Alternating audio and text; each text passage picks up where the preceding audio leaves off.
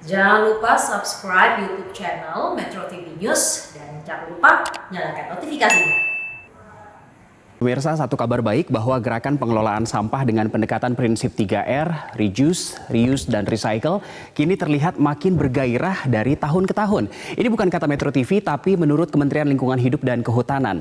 Kita lihat informasi grafis yang pertama, jadi kabar baik tadi disampaikan langsung oleh Menteri Lingkungan Hidup dan Kehutanan kita, Ibu Siti Nurbaya Bakar, pada tahun 2019 lalu. Pernyataan ini kami kutip dari Harian Media Indonesia. Pada saat itu, Ibu Siti Nurbaya Bakar, Menteri Lingkungan Hidup dan Kehutanan, menyampaikan bahwa langkah masyarakat semakin sistematis melalui pemilahan bank sampah yang pada saat ini, maksudnya pada 2019 di tahun lalu, mencapai sebanyak 7.488 unit dari sebelumnya pada 2015, artinya 4 tahun sebelumnya sebanyak 1.172 unit. Ini karena dapat mendatangkan keuntungan dalam konteks ekonomi melingkar atau circular economy. Pernyataan dari Menteri LHK Siti Nurbaya Bakar pada tahun 2019 tahun lalu. Sehingga pemirsa, pemilahan sampah dari sektor hulu memainkan peran penting dalam upaya mendaur ulang sampah dengan prinsip 3R tadi. Dalam kaitannya dengan 3R, tiap-tiap perusahaan tentu memiliki strategi dalam menjalankan manajemen lingkungan, utamanya pada perusahaan AMDK, air minum dalam kemasan, dan tentu memastikan keamanan bagi konsumen, pemirsa.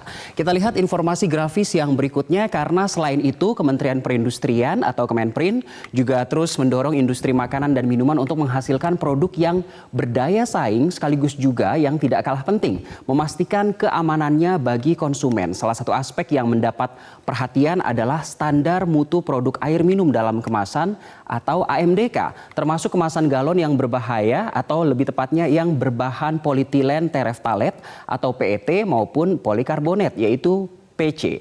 Hal ini disampaikan Dirjen Jenderal Industri Agro Kemenprin pada bulan Agustus 2020 beberapa waktu yang lalu, yaitu Abdul Rohim. Dia menyampaikan dalam industri AMDK, air minum dalam kemasan, ada produk yang menggunakan kemasan galon PET seperti yang sudah sering kita bahas, dan juga kemasan PC. Kedua jenis kemasan tersebut memiliki keunggulan masing-masing. Misalnya PET, keunggulannya adalah dapat didaur ulang, atau jenis PC yang dapat digunakan berulang-ulang dengan proses pembersihan yang ketat dan tepat. Ada catatan khusus, proses pembersihan yang ketat dan tepat. Hal ini pemirsa karena telah melalui proses pengujian parameter standar nasional Indonesia atau SNI di laboratorium yang telah ditunjuk dan mendapatkan akreditasi dari Komite Akreditasi Nasional atau KAN. Lalu pertanyaannya, kita lihat informasi grafis berikutnya, bagaimana dengan regulasi atau aturan-aturannya. Terkait dengan regulasi kemasan pangan, telah diterbitkan Peraturan Menteri Perindustrian. Kita lihat informasi grafis yang berikutnya, ada 3 regulasi, yaitu Peraturan Menteri Perindustrian. Pemirsa, kita lihat informasi soal regulasi dulu sebelum kita masuk ke syarat dan ketentuan kemasan pangan, pemirsa. Ya, ini dia regulasi kemasan pangan, yaitu nomor 24 tahun 2011 Permenprin, Peraturan Menteri Perindustrian tentang pencantuman logo tara pangan dan kode daur ulang pada kemasan pangan plastik. Selain itu 9 tahun kemudian juga dikeluarkan peraturan perubahan tentang atas Permenprin nomor 78 tahun 2016 tentang pemberlakuan SNI air mineral, air demineral, air mineral alami, dan air minum embun secara wajib. Artinya sejak tahun 2019 ini air minum dalam kemasan sudah wajib berstatus SNI sesuai dengan standar nasional Indonesia.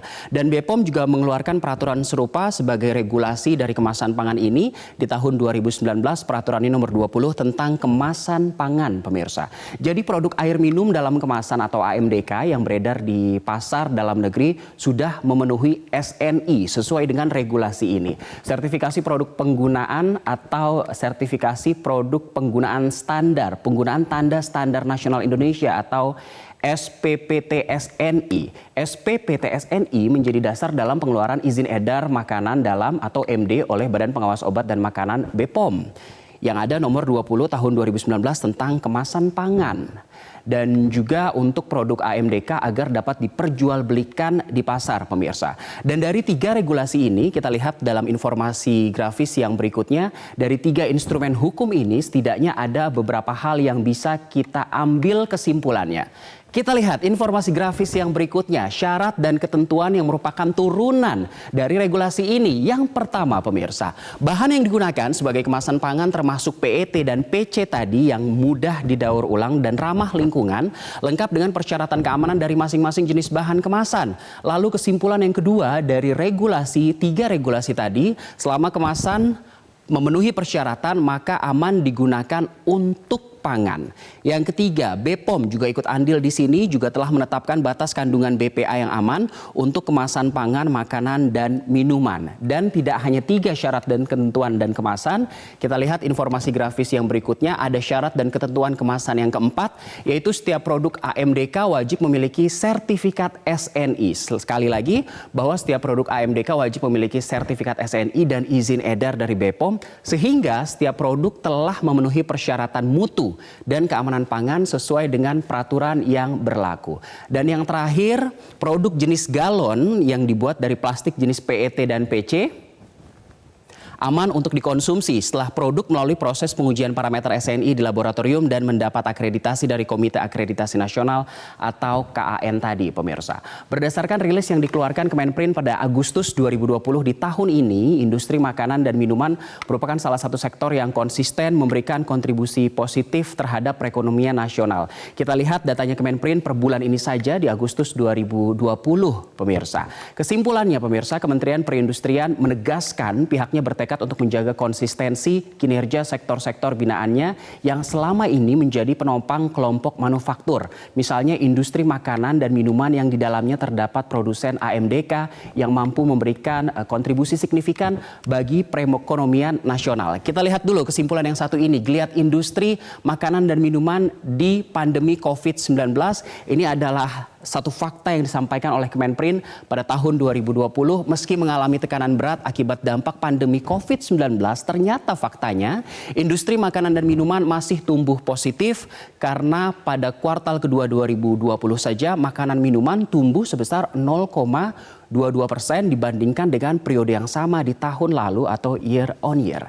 Dan selama kemasan memenuhi persyaratan maka aman digunakan untuk pangan. Itu kesimpulan untuk fact check hari ini.